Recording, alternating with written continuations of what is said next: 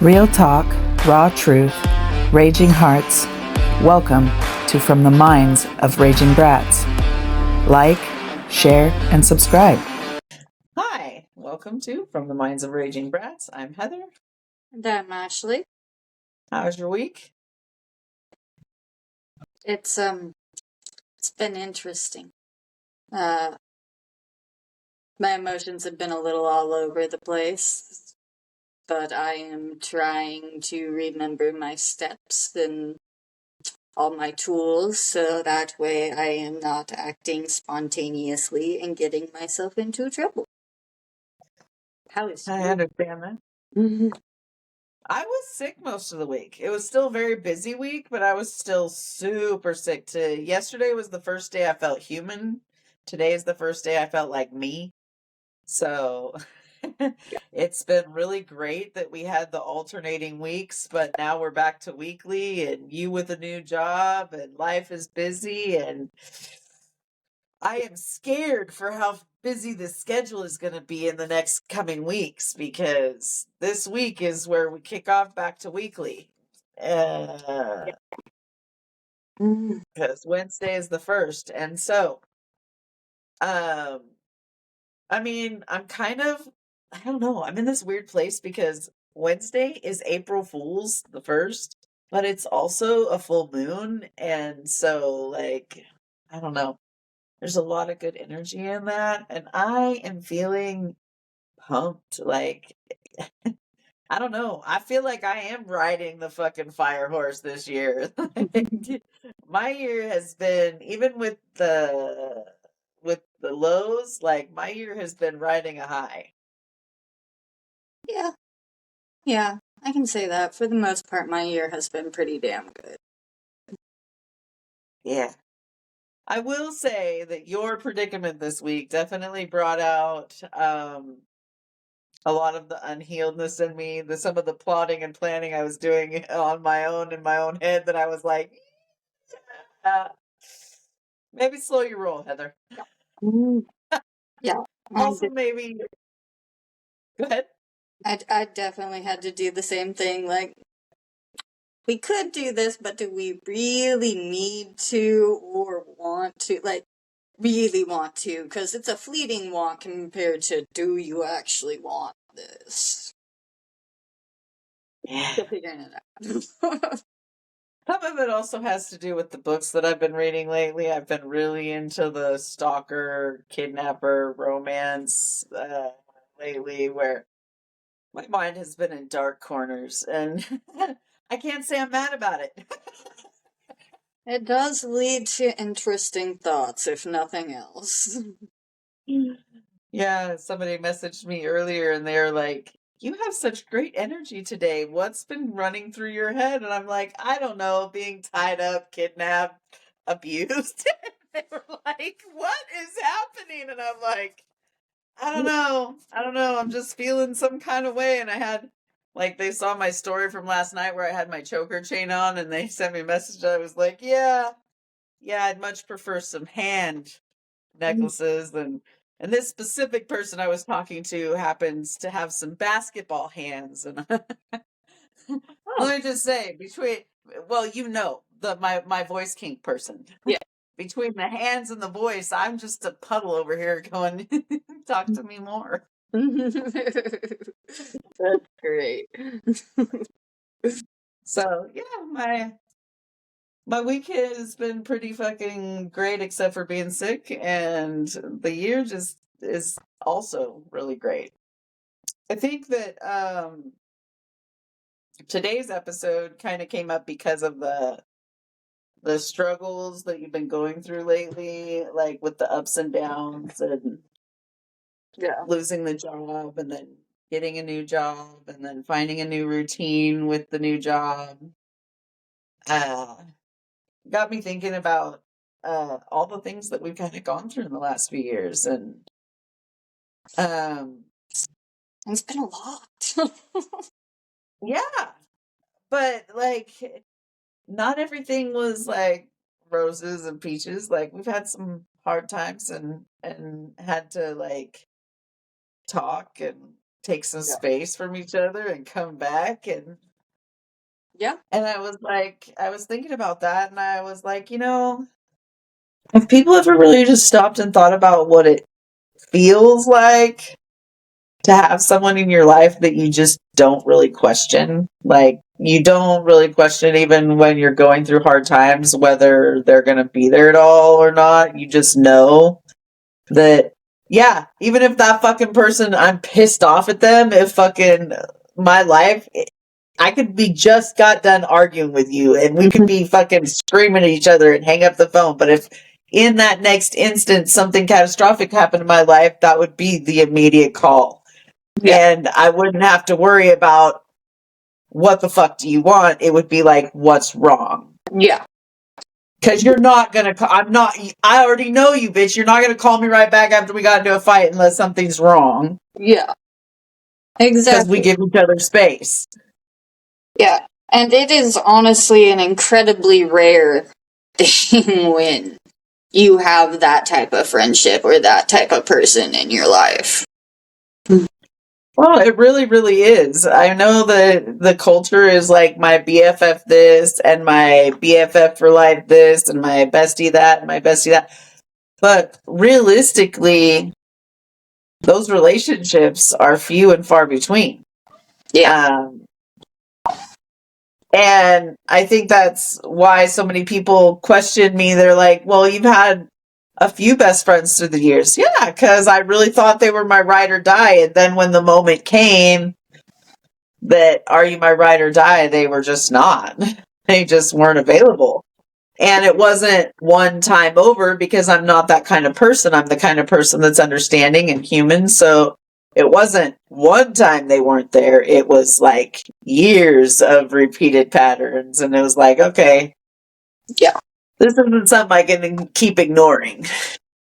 Yeah. I definitely agree. But Like, I've had a few different best friends, and it really does boil down to, for me, are they happy when I'm actually doing good, or are they only happy when I'm fucking failing? And can we grow and evolve as people and still have that closeness? And I don't find that in very many people. yeah, and for me, it's a few things. Like, yes, it's the can I grow and are they happy for me? But also,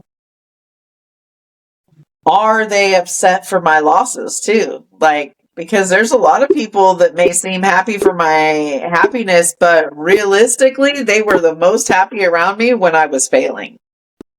Yeah. When I was having struggles, it was like, it's okay, bestie, I got you. We got this. We're gonna. Mm-hmm.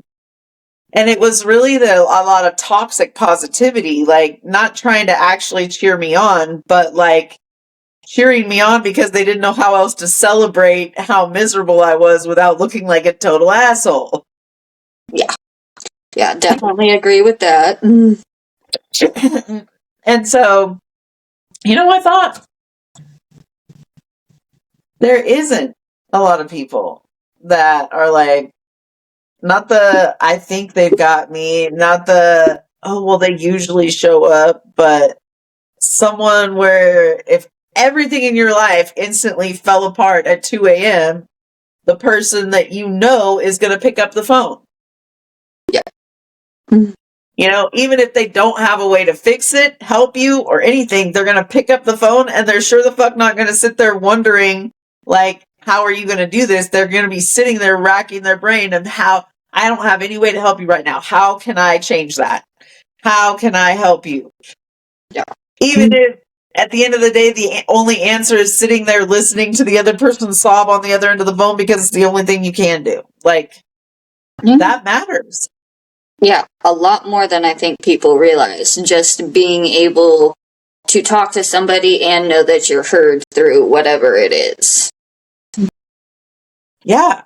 Not having to hesitate or have anxiety about it or rehearsing what you're going to say first or think about it 30 times in your head because what if they take one thing you say out of context? That is so damn hard because so few people really are here in this life. Like, trying to be friends with people anymore. So many people are like, I'm here, but because I'm trying to figure out what I can get out of this situation. Yeah. Like, that's so hard. And I feel like that kind of friendship is so rare, so rare. But not because people aren't capable. I think that we just forgot that in this world where everything is moving so fast and judgment is hard, that the internet isn't going to be the one sitting there holding you together at 2 a.m. answering the phone when your world is crashing down. Like, and I am going to use this example because it's a devastating example, not because I have personal experience in this, but like, you know, when you wake up to that call in the middle of the night that your child is gone because somebody decided to be intoxicated and get behind the wheel. You know, there are so many people in this world right now that don't have any person, if that were to happen, that they could pick up the phone and know that that person's going to answer on the other side. They, even if they have nothing that they can offer in form of help, they know that person is going to answer and listen to every bit of that. Yeah. Yeah. And that's the thing. Like, I think a lot of people take friendships and like close relationships for granted up until some people never realize how good they have it, and then some people unfortunately look up one day and realize all their close friends and all their close people were gone. Well, and a lot of us have friends. A lot of us even have close friends. But having somebody that feels emotionally safe, consistent, solid, that hits different. That's not the same as a close friendship. That's somebody that is your best friend. That is somebody that is family, chosen family. Yeah. And today we're talking about why that kind of friendship isn't just important emotionally. It's actually psychologically powerful in ways that most people don't even realize. Oh, yeah. I definitely agree with that. And I think this is especially relevant right now because friendships aren't always sunshine and inside jokes. And the state of the world is at an all-time low. Yeah. Sometimes friendships are growth. Sometimes they're tension. Sometimes they're learning how to not run when things feel uncomfortable. Yeah. And speaking from experience, like that not running when you don't know what healthy relationships are, when you're learning how to navigate healthy relationships for the first time, that not running is like the mantra, the drum beat in your head, the run, run, run, run. None of this is real. Run. Well, like, I remember when we were first becoming friends, like, the first time you were like, hey, I don't like that, and we talked about it, I was like, cool, not a problem. And the next day you're like, you're not mad? I was like, you tell me you didn't like something that I can easily fix and does not affect me in any way negative, we're good. And you're like, okay. Okay. Yeah. Well, I still remember the biggest fear that I had was when we had first started the podcast and you had that emotional upheaval in your life where you just needed Space. a pause.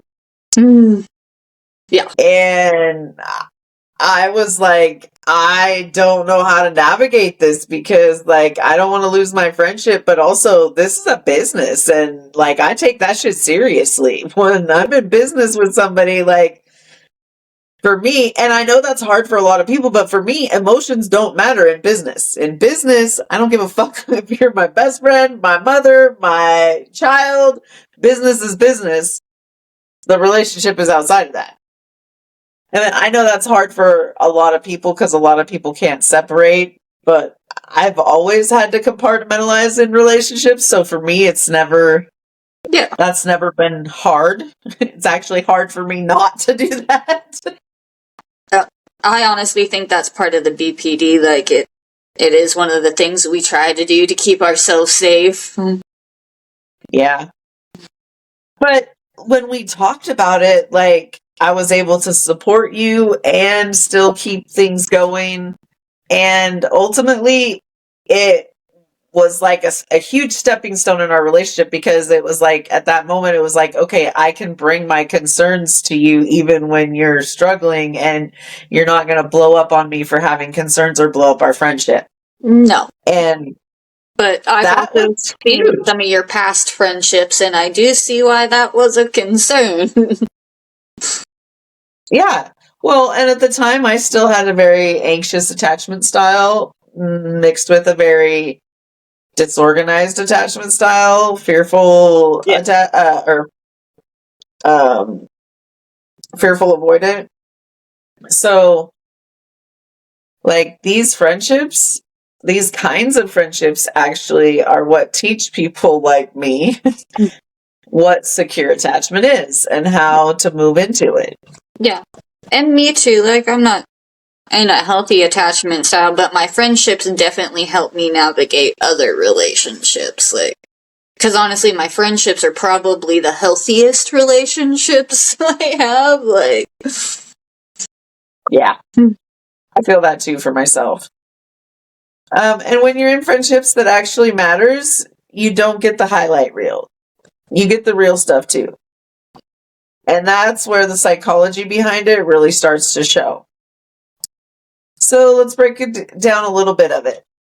Because I think people throw around the idea of a good friend or a best friend all the time, like I said in the beginning. And I don't think they really get down to the reality or the nitty gritty of what a best friend or somebody that's your closest friend should entail. And them being a safe person should be like top priority. yeah. But what actually makes someone safe? Because it's not just how long you know someone. It's not just how much you talk to them. And it's definitely not just about how much fun you have with somebody. I mean, there are people that I've had lots of fun with that are not safe at all. Not to me, not to other people. Definitely gotta agree with that one. But they were sure fun during the time that we were hanging out. I won't deny that. We definitely had a blast. Yeah. But a safe friend is someone who doesn't make you feel like you have to earn your place in their life. You know, you're not constantly wondering, are they mad at me? Did I say something wrong? Am I too much right now? You're not walking on eggshells trying to keep the peace. You're not shrinking yourself trying to stay connected. And, like, realistically, like, that's huge because so many people, so many of us have to walk around with so many different masks anyways in the world just to like function. Like I tell people I have my customer service voice. I mean that because that's a mask I wear. Like, that's not who I am. But when you're getting customer service, Heather, like, Yeah. you're getting a very polite, there's not a lot you can say that's going to piss me off or trigger me because I'm in customer service mode. And in customer service mode, my default thought is, if you're yelling at me, how miserable is your life that you came to a public place to yell at some random stranger? Yeah. I was thinking about the same thing the other day. I was like, because each type of job I've had, it's basically a different mask. Like, I act a certain way and I am a certain way in a kitchen. I am a certain way when I am a caregiver, and now I am a certain way as working in the mental health field. I am completely different inside of my work there than I have been any other place. Like, and there's reasons we do this, like safety, I mean, like things like that. And masks are a normal part of life. Like, we all have them. And it's not even like all masks are bad masks. Like, the customer service thing, that's not a bad thing, because when you're working and engaging with the public, you don't want to bring all of their bullshit onto you, and you definitely don't want to bring it home to your family. So, there's nothing wrong with that. It's also like, who you are with your parents isn't who you are with your friends. And that's not necessarily a mask per se, but it is a different facet of who you are. And so people are seeing a different perspective, and they're gonna a lot of times assume it's a mask. Yeah. But when you have your close, safe friends, you don't have to do that. They can see all sides of you. The customer service, when you're out and about in public settings, they can see the fun side of you. They can see the vulnerable side of you. There's not a lot of people that get to see that side of me. I know everybody thinks they do because most of the world has seen me cry, but little do they know. Crying is not the vulnerable side of me. Definitely have to agree with that. I will lay you flat while sobbing my eyes out. Know that. Yeah. But, it removes a massive amount of mental and emotional stress that a lot of people don't even realize they're carrying in other relationships. Because when you've had friendships or even family dynamics where love felt conditional, you get used to monitoring yourself. You get used to editing yourself. You get used to surviving, not relaxing. So when someone comes into your life and they're just steady, it almost doesn't register at first. Or worse, you don't trust it. And that's the one that most people default to. Nope. Definitely get that one. I'm like, is all my shit left? They're being awfully nice. What do they want? What are you plotting? Yeah. Or I can't even lie, when we first started becoming friends, right before that, when we started to realize we actually got along, I was like, oh, fucking trap, ain't it? They're conspiring against me, I just fucking know it. Everyone's gonna hate this bitch, and she's the most sane one in this house as far as I'm concerned, so what's going on? Snafu was what was going on. Yeah. Our situation normal was all fucked up. Yeah. Definitely, I already knew it was fucked up, but once I left, I was really I really dealt with all that bullshit. Yeah, I think the craziest part is you sit there and you think back to some of that stuff, at least me. I sit and think back to some of that stuff, and I'm like, yeah, no, snafu was actually the really correct term because we were living in a war zone. Yeah. I don't care what other people called it. It was a goddamn war zone. And to kind of bring it back to our topic, when we were living in that house, at that point in time, I considered a lot of those people my friend. And a lot of them considered themselves close to me. But in leaving, it was very much, and now I'll never tolerate that type of friendship or use again from anybody. Yeah. And honestly, that's where and in this conversation is where things get really interesting psychologically, because your brain and your nervous system are constantly scanning for patterns. Well, what do you think that those kind of environments do for pattern recognition? Scream danger. Yeah. They scream danger. So if someone is standing there saying, I'm here for you, but they disappear when things get hard, your brain logs that shit. Mm-hmm. If someone says you can talk to me, but they shut down or get annoyed when you actually do, or worse fucking yet, they go and use anything you're saying to them as fodder for their drama and their manipulations with other people. Shit makes me sick. But when someone consistently shows up, responds, stays calm, and doesn't punish you for being vulnerable, your nervous system starts to shift. And I don't mean in some abstract, fluffy way. I mean fight or flight mode starts to shut the fuck off, which helps all of your body symptoms, not just your mental health, but your physical health. Your body stops dumping cortisol into your system and telling it that you are in a state of panic and fight or flight, and to conserve, you don't need food, you just need energy, and you just need to put out as much energy as you can and wear your body to exhaustion. Yeah. Your body stops telling itself that.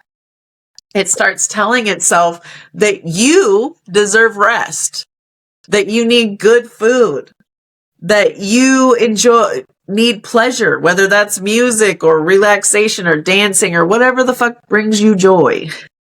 Today, for me, it was music and sunshine. Walking down to the park and sunbathing in the sun. That was my joy today. You couldn't have taken that away from me if you'd have tried. Yeah. Mine was mac and cheese today. I was like, I'm gonna have cake for breakfast because I can. And it was carrot cake, so it was halfway healthy. And then for lunch, I was like, I'm making boxed macaroni and cheese because I want it. And I can. There's something really good about Kraft. And I know that they say that our Kraft macaroni and cheese is like banned in the rest of the world, but don't care. Love me some Kraft macaroni and cheese. Forever and a day. And not the Velveeta shit, not the pre-made shit, the powdered in the box shit that you have to make yourself. That's my favorite forever. Mm-hmm. Same. I guess that's where I show my white genes, because you can't make me stop eating that shit. Oh yeah, like I tell Lakota, I was like, this stuff is, I like it now, but I have a childhood like nostalgia for all the chemicals that used to be in it in the 90s and the early 2000s because it just doesn't taste the same. And he's like, I grew up hearing about Monsanto and genetic testing in food and stuff, and you like the chemicals? I was like, you don't understand what food was back then. It was all about how it tasted, not about what it did for you. Listen, as what is she? Catherine. She's a comedian. She used to be an attorney. She talks about Gen X. She's hilarious, and she says we're never going out of business, and she ain't lying because listen, like George Carlin used to say, the reason that we didn't die back then, boomers and Gen X and stuff, because like we swam in ditches and shit during the summer, in sewage ditches, no less. Like, what polio, what malaria? We probably contracted it before the end of the fucking day. Like, and 5 other diseases that overrode each other. And my mom said the same thing, and she lived like way out towards Gibbon, way out there, and she swam in those ditches and like by the cow fields and stuff, and I'm like, the fuck did you say? White City. Yeah. The big ditches. Yep. We also went down in the old Camp White things, you know, where one of the little girls drowned and died. Yeah. We did crazy things, and we were never going out of business. Yeah. Yeah. My kid told me the other day, he was watching a Gen X thing with me, and he said, Mom, he said, I finally realized that you're not lying. Your generation actually had to learn things, like you didn't have anything stored, like you had to go learn and then go do. He's like, so when you said you like know plumbing, he's like, you actually know plumbing. And I'm like, yeah. Yes. And he's like, that's so cool. I'm just like, I quit. It's like I quit. It's like Lakota the other day, I was like, I still know what my house phone number was growing up. Like, I still know your Gigi's number, I still know Papa's number, I still have certain numbers programmed into my head, not into my phone. And he's like, why? I was like, because they purposely weren't in the phone book. And you had one shot at school to call them if you absolutely had to, because they didn't want you touching their phone past that, especially if you were sick. And I didn't have a phone, and even when I got a cell phone, I had better have been shot several times to have called my mother in the middle of the day. Like, the first time I ever used it, I used it because I got jumped. And when I told her, she's like, by how many? Was her first question. So. Yeah, we were just built different back then.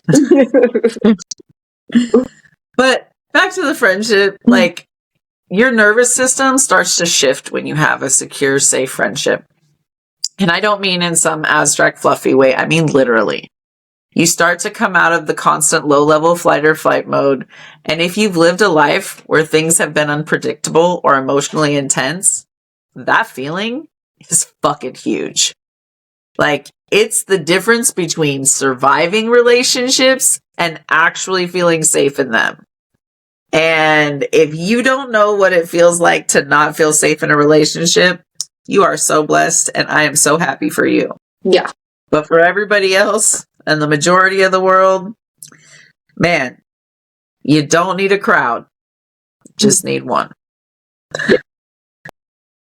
And honestly, the crazy part is sometimes you don't even realize that you're living in fight or flight within your friendships until you're not.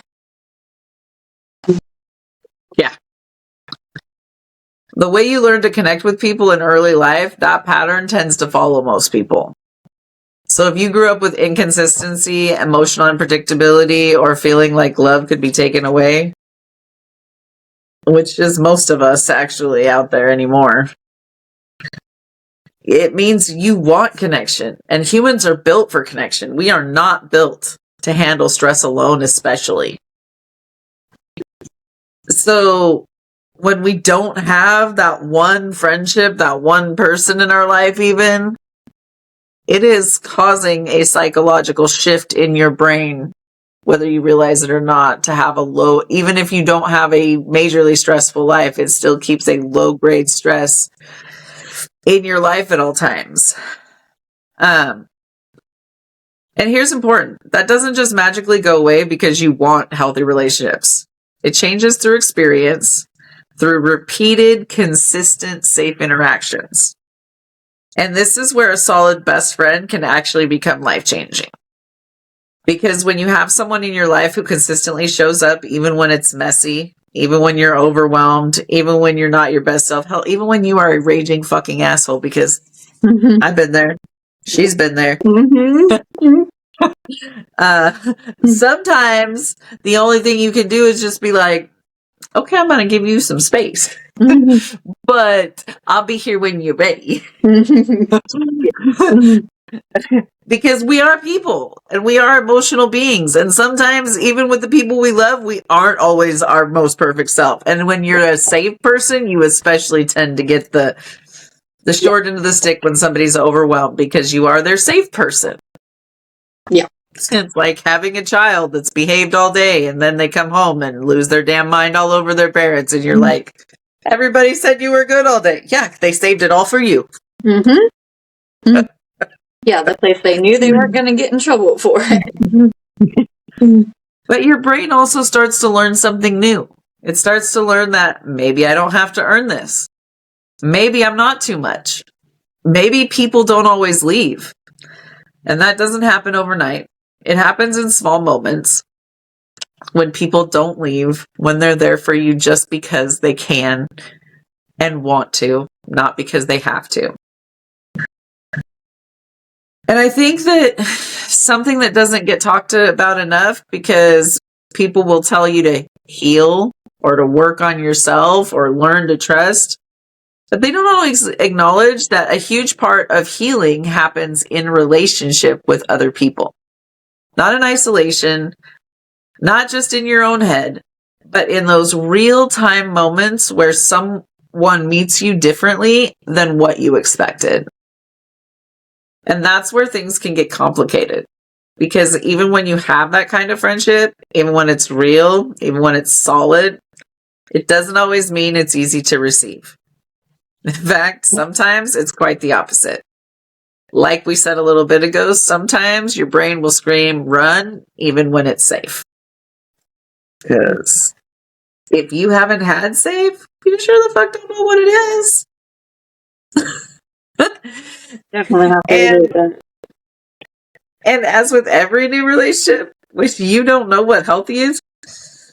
Nothing feels safe. No. But how could it if that's not something you're used to? Yeah. So even when you have a safe, consistent, emotionally solid friend, that doesn't automatically mean it feels easy. Because if your brain is wired to expect instability, then stability can feel suspicious or temporary or like something you're going to lose.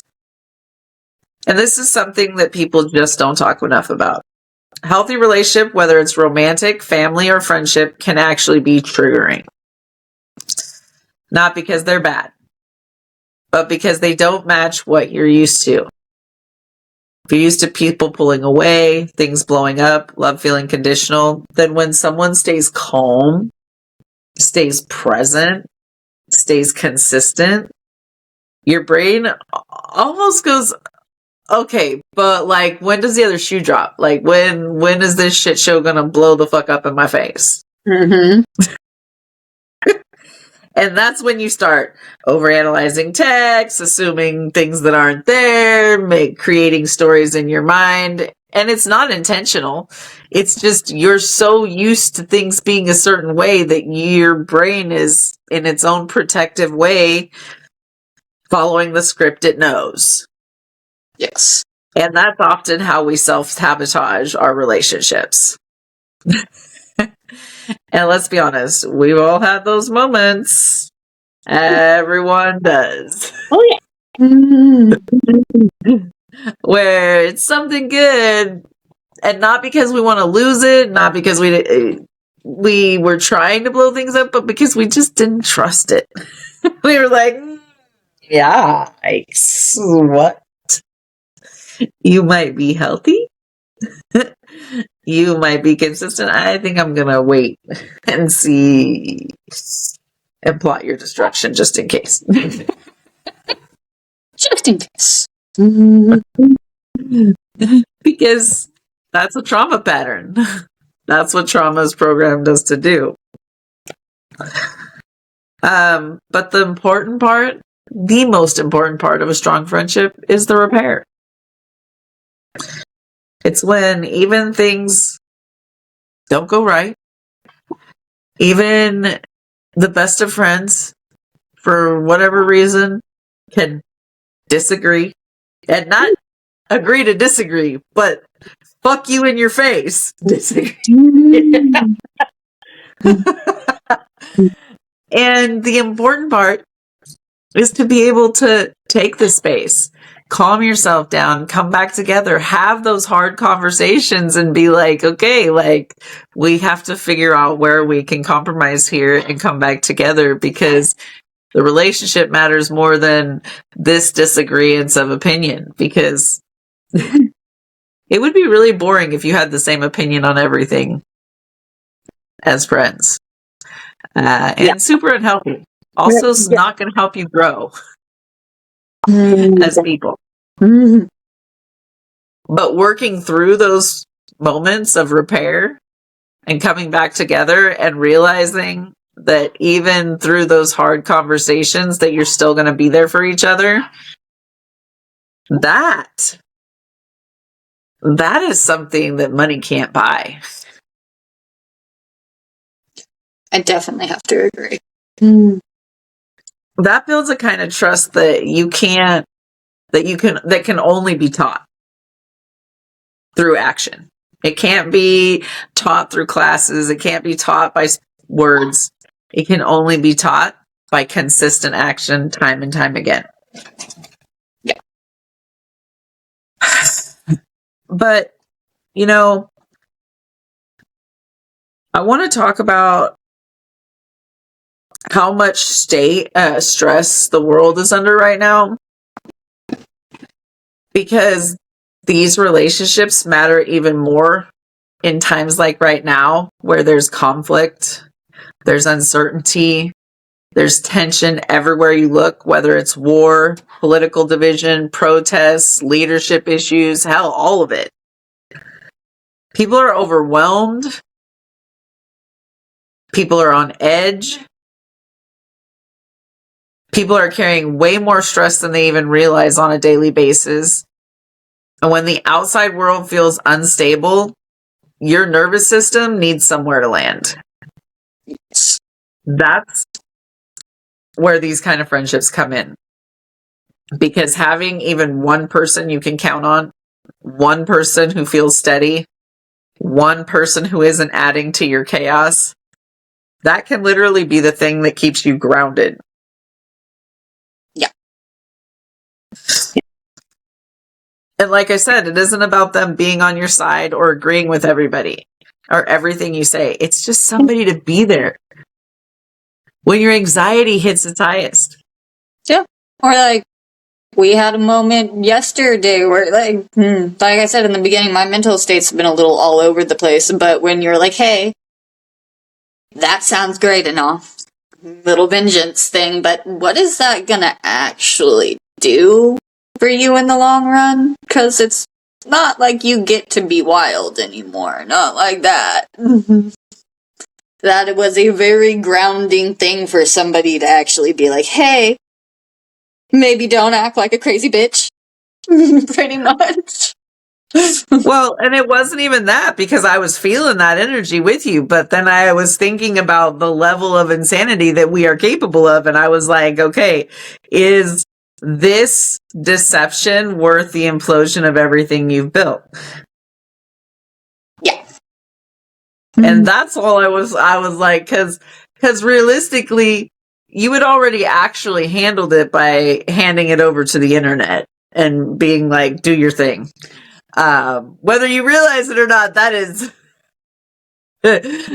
all the chaos you needed to stir. And it could have been worse, is the thing. I was like, that's good. I did my thing. We're gonna let it lie there. Yeah, but beyond that, like, it would have affected your life when it didn't need to. Yes, that is true. They were the one that caused the problem. They can deal with the consequences, and you can sit back and laugh. Yes, but still, it helps to have that friend that will look at you instead of being like, yeah, go act crazy, like, blah, blah, blah. You're like, get it, but maybe don't. Not before I was like, maybe a little vengeance. Are we in the mood for a little vengeance? Just a little. Because realistically, like, I'm with you. Like, it doesn't, I don't feel better if I don't get to at least plot it in my head.